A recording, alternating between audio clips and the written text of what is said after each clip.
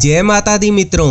आज हस्तरेखा विज्ञान में हम जानेंगे हाथों में बने करोड़पति चिन्हों के बारे में। ये हाथ में कहाँ है और इसे देखने पर क्या पता चलता है।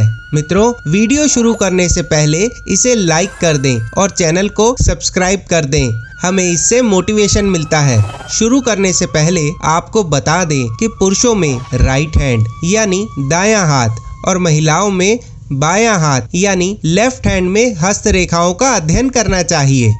तो चलिए शुरू करते हैं कुछ मुख्य रेखाओं को बताने से। सबसे पहले ये है हार्ट लाइन यानी हृदय रेखा। फिर यहाँ इसके नीचे है मस्तिष्क रेखा। मस्तिष्क रेखा जहाँ खत्म होती है उससे मिलते हुए शुरू होती है जीवन रेखा यानी लाइफ लाइन। मस्तिष्क रेखा किसी किसी में दो मुखी और ज़्यादा भी हो सकती है। तो चलिए शुरू करते हैं।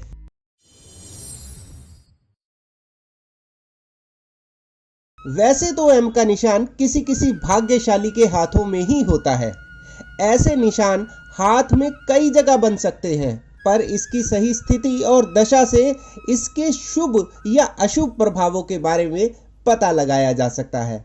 जैसे कि मैंने आपको अभी बताया कि एम के निशान हथेली में कई जगह बन सकते हैं, पर सही एम के निशान की दिशा दशा समझने के लिए और जानने के लिए हमें पहले कुछ मुख्य रेखाओं का अध्ययन करना पड़ेगा।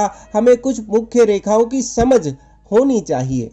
पहली मुख्य रेखा है जीवन रेखा। जीवन रेखा जहां खत्म होती है वहां से शुरू होती है मस्तिष्क रेखा। जी हाँ, ये है मस्तिष्क रेखा। अब बात करते हैं तीसरी मुख्य रेखा की। हथेली के एक सिरे से दूसरी तरफ जाती हुई ये है हृदय रेखा यानी आपकी हार्ट लाइन। यदि इन तीनों रेखाओं का अध्ययन ध्यान से करें तो इनमें एक एम का निशान छुपा हुआ है, लेकिन हम इसकी सही स्थिति का अंदाजा नहीं लगा पा रहे। क्यों?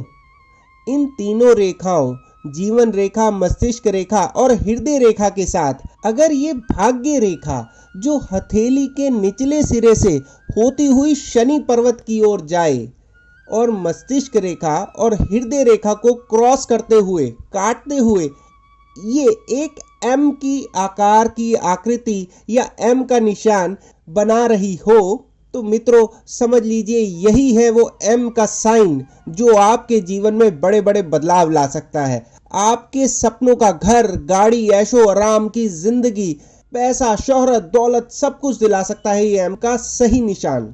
अगर ये एम का निशान स्पष्ट, साफ व गहरी रेखाओं से बना है तो ये आपके लिए बहुत लाभकारी साबित हो सकता है।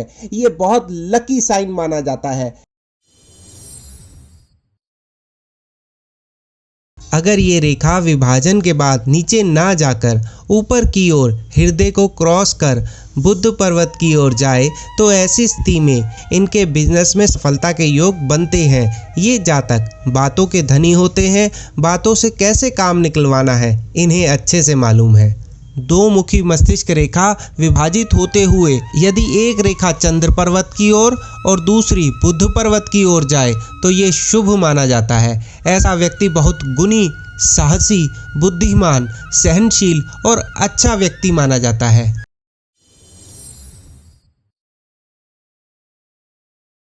यदि कनिष्ठिका उंगली आपकी अनामिका उंगली से छोटी है तो करियर के शुरुआती दिनों में जैसा भी काम मिले उसे कर लेना चाहिए। एक तो इससे काम करने का अनुभव मिलता है, साथ ही कुछ कमाई भी शुरू हो जाती है। अगर ज्यादा मौके छोड़े तो बाद में कुछ काम मिलने में परेशानी हो सकती है, साथ ही आपको पैसों की किल्लत भी हो सकती है। मित्रों, हर किसी का भाग्य एक दूसरे से अलग होता है, मगर सही समय पर सही कदम उठाने से आपको सफलता देर सवेर मिल ही जाती है। हथेली के निचले सिरे से मणिबद्ध रेखा और जीवन रेखा के अंतिम छोर से मिलकर शुरू होती हुई भाग्य रेखा अगर सीधी स्पष्ट बिना कटे अच्छी स्थिति में शनि पर्वत की ओर जा रही है तो ये बहुत भाग्यशाली माना जाता है। इस स्थिति में जातक खूब धन अर्जित करता है और धन जोड़ने में भी सफल होता है। ये साइन आपके अच्छे करियर, अच्छे फाइनेंस की ओर इशारा करता है। भाग्य रेखा जितनी साफ, स्पष्ट और मोटी होगी उतना ही आपके धनवान होने की संभावना अधिक होगी। अगर किसी कारण से ये रेखा बीच में रुक जाए या संकरी होकर खत्म हो जाए तो इस स्थिति में आपके करियर में रुकावटें देखने को मिलेंगी। धन संबंधी मामलों में आपको सफलता मुश्किल से ही मिल पाएगी। साथ ही आप अपने करियर को लेकर कंफ्यूज रहेंगे। मित्रों, आपकी हथेली के बीचों बीच ये है राहु पर्वत। इस पर्वत पर ये जो ट्रायंगल आकार है, ये जो आप देख रहे हैं, वैसे तो ये बहुत लकी माना जाता है।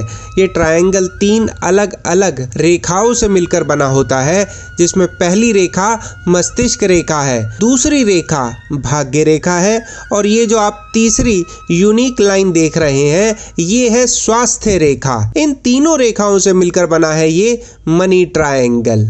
आगे नई वीडियोस में हम और अध्ययन करेंगे हस्तरेखा से जुड़े नए नए तथ्यों की ओर। मित्रों, हस्तरेखा से जुड़ी और जानकारियों के लिए कृपया वीडियो को लाइक करें और चैनल को सब्सक्राइब करना ना भूलें। इससे हमें मोटिवेशन मिलता है। जय माता दी।